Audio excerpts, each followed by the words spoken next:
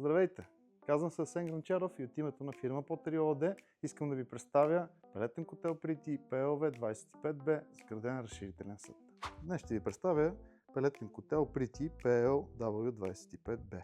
Този модел е с граден разширителен съд с мощност 25 кВт на водната риза и излъчва още 1 кВт от себе си. Искам да ви покажа каква е неговата конструкция. Пелетните котли имат допълнителна декоративна врата, която пасва на цялостния дизайн на изделието.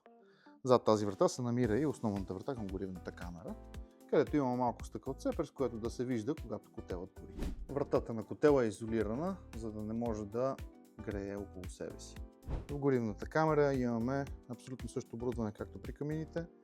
Горивната кошница, отвора, който е към шнека, запалката вътре, ето тук, пепелника и допълнителното оборудване, което пристига с котела. Също като при камините имаме нивелиращи крачета, захранващ кабел. За разлика от камините, при този котел имаме монтирано допълнително Wi-Fi реле, което позволява включване и изключване през интернет. И ето тази ръкохватка, която е за почистване от нагар.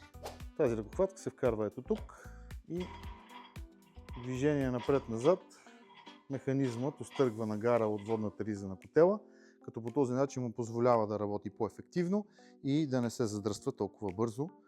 Много е важно при всяко запалване да се прави това движение поне 15 на пъти, тъй като ако блокира този механизъм, от ремонтирането му е малко неприятно.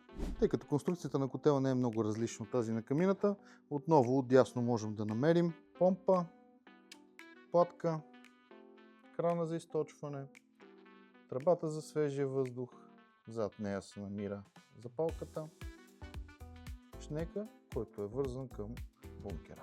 Отляво, също като при камината, имаме разширителния съд и вентилатора. Отзад котел е оборудван по същия начин като пелетната камина. Отгоре имаме тръбата за топлата вода на 1 цол, буксата за захранващият кабел. До нея, при моделите, които идват с градено Wi-Fi реле, е монтиран този бутон, който е за рестартиране на модула. Описано е кога се използва и как се използва в гаранционната карта.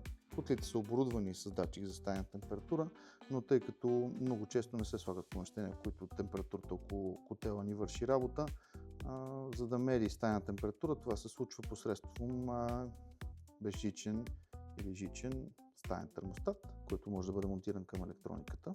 Отдолу под датчика е извода към помпата, отново на 1 цол, тук се монтира студената вода. Това е извода за пресния въздух на FI50 и извода към вентилатора, който е на FI100. Отгоре имаме преден капак, на който е монтиран дисплея, декоративен капак, който крие капачето на бункера. Този бункер събира 30 кг. С основния си бункер котела може да изкара отново между 12 и 24 часа, като тук обаче има опция за допълнителна надстройка, която се монтира на този отвор за още 30 кг, т.е. удвояваме количеството пелети, което може да се събере.